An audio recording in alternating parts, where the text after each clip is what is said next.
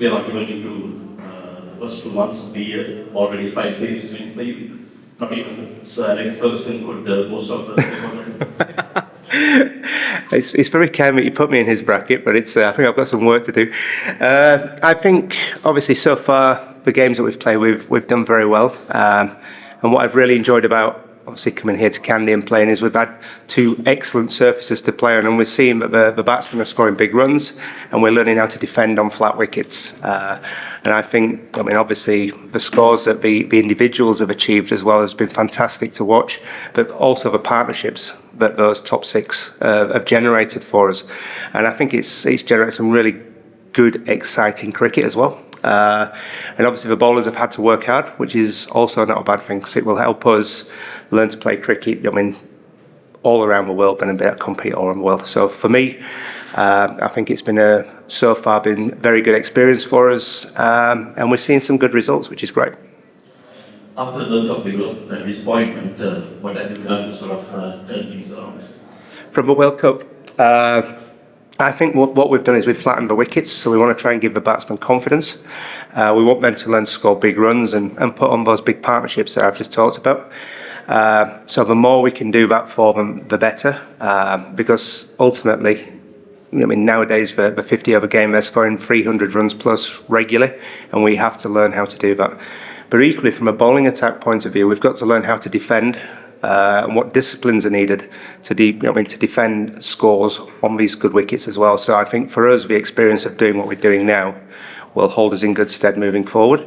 And we are in that building phase again now. We're building for the next World Cup, and we have to make sure that we put all the building blocks in place. So when we do arrive there, we're in a good place. Everybody's got experience under their belt, everybody knows their roles, and everybody has had success along the way as well, so they carry that confidence with them. One of the areas that we've seen a huge improvement during the tenure is fast bowling. You guys have come up and mentioning efforts. How satisfying is it? Oh, really satisfying, because I love fast bowling, as you guys know, and it is a passion of mine. So for me to better just help the youngsters that we've got here to come on, we've seen Dilly and everybody come on. Everybody's improved.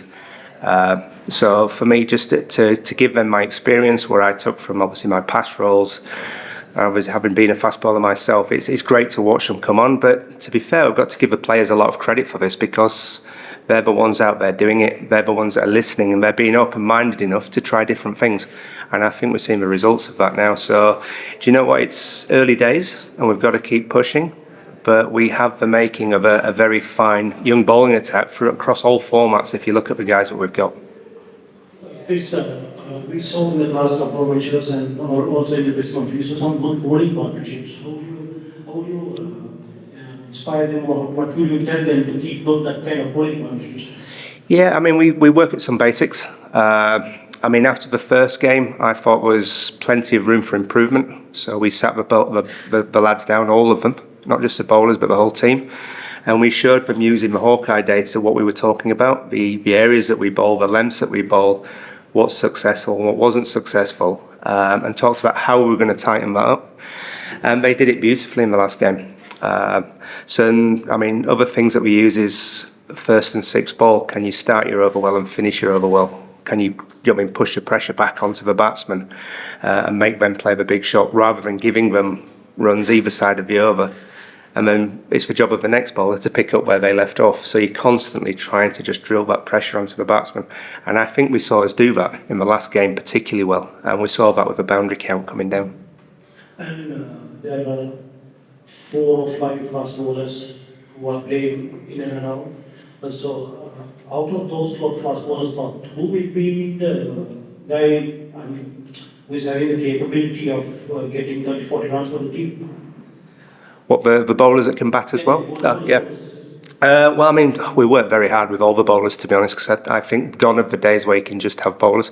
They all have to be able to hold a bat and contribute down the order. So, I think we've seen that. I think at given points we've seen quite a few of the fast bowlers score runs. Potentially not as consistency as we'd like, but it's not easy, otherwise they will bat further up the order. So we push all of them to score runs, and they're all capable of holding a bat.